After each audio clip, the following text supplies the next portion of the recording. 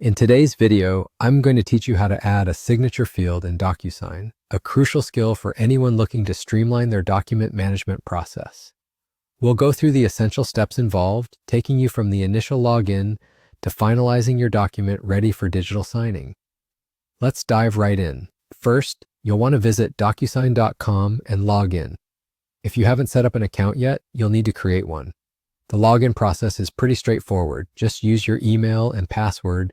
Then you'll be guided right to the home page. This is your command center where you can manage documents, templates, and more. Once you're on the home page, the next step is to select a template that aligns with your needs. Templates in DocuSign are incredibly handy because they save you time setting up documents from scratch. Browse through the available options and choose one that best suits the purpose of your document. Having the right template will ensure your process is smooth and efficient.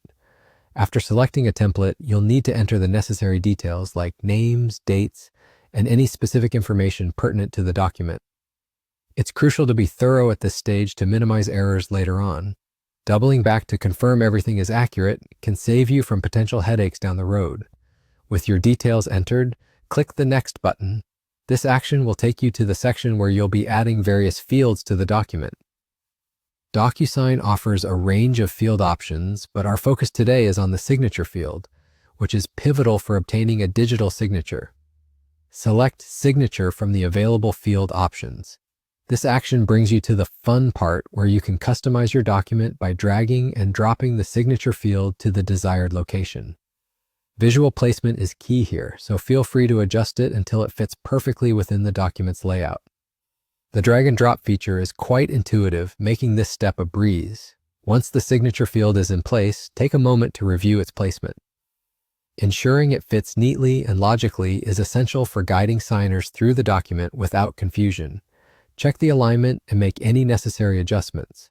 Now that everything looks good, it's time to save your changes. With that done, you can proceed to send the document out or prepare it for signing. This step is your final seal of approval, confirming that your document is ready for the recipients to sign digitally.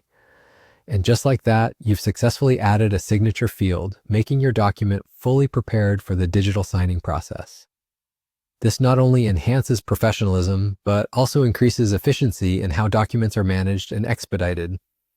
Thanks for tuning in, and I hope this guide has empowered you to make full use of DocuSign's capabilities. See you next time.